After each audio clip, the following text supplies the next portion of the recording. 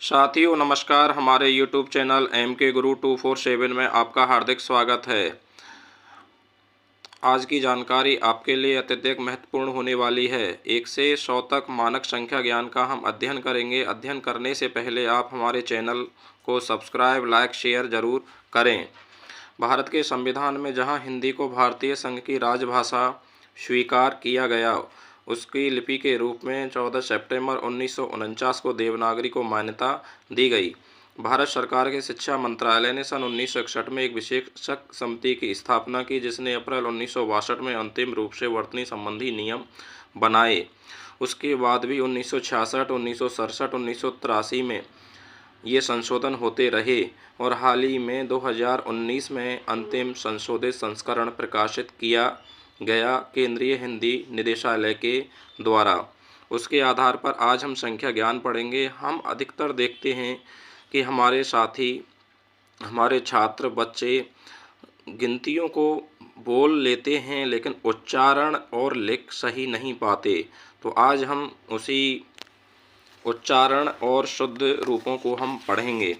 जैसा कि साथियों आप स्क्रीन में देख रहे हैं कि मानक रूप मैंने कुछ शब्दों को यहाँ लिखा है जिनको हम अधिकतर गलत लिखते हैं और बोलते हैं। जैसे कि 18, तो मैं आपको बता दूं कि जो गोले के अंदर मैंने किया हुआ है वो सारी संख्याएं गलत हैं। गोले के बाहर शुद्ध रूप है। जैसे कि 18, हम 18 को कई बार गोले के अंदर जिस तरह से लिखा हुआ इस तरह से लिखते हैं, जो कि गलत है। 28 गोले के अंदर जो लिखा हुआ है वो गलत है, गोले के बाहर सही है क्योंकि यहाँ पर टा। तो इसलिए 18 और 28 में कई बार हम गलती कर जाते हैं। 31 बोलते हैं जो कि उच्चारण गलत है, ये होता है 31। 31, 33, तो हम कई बार इसको 33 या 33। तो आपको साथियों ध्यान देना होगा कि गोले के अंदर गलत शब्द लिखे हुए हैं, गोले के बाहर शुद्ध रूप है। 43, कई बार हम इसे 43 बोलते हैं, लिखते हैं, लेकिन ये रूप होता है 43। साथियों 53 गलत उच्चारण होता है, गलत तरीके से लिखा जाता है, इसको शुद्ध लिखा जाता है 53। 54 ऐसे ही साथियों 57 रूप जो चल रहा था, लेकिन अब संशोधित रूप इसे 57 कर दिया गया है, जो कि ग्रीन में नीचे जो लिखा हुआ है ये शुद्ध रूप है। इसीलिए मैंने इनको दोनों गोले किए हैं। यहाँ आपको क्लियर करना पड़ेगा कि 57 शुद्धतम रूप है। 63 शुद्ध रूप है, 63 अशुद्ध है। 75 शुद्ध है, 75 गलत है। 85 शुद्ध रूप है, 85 या 85 अशुद्ध रूप है।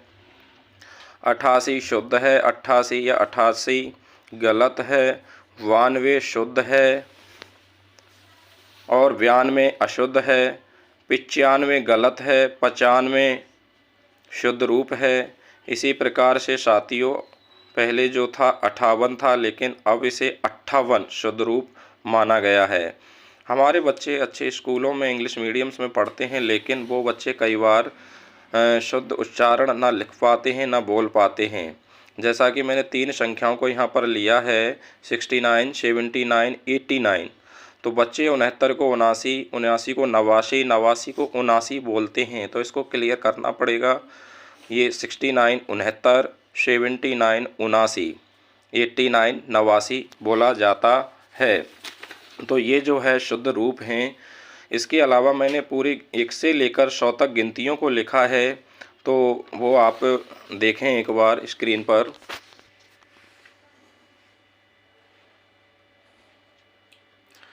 ये हमारा शुद्ध रूप है और मैंने कोशिश की है कि मार्कर पेन से जिनको लिखा है अक्सर उनको हमारे बच्चे, हमारे साथी गलत बोलते हैं और लिखते हैं। तो इसको आप देखें, समझें और इस वीडियो को देख करके एक पेन कॉपी निकाल करके आप इसका अभ्यास कर सकते हैं, जिससे कि हम बच्चों को सही उच्चारण, सही मानकीकरण की गिनतियां बता देते हैं।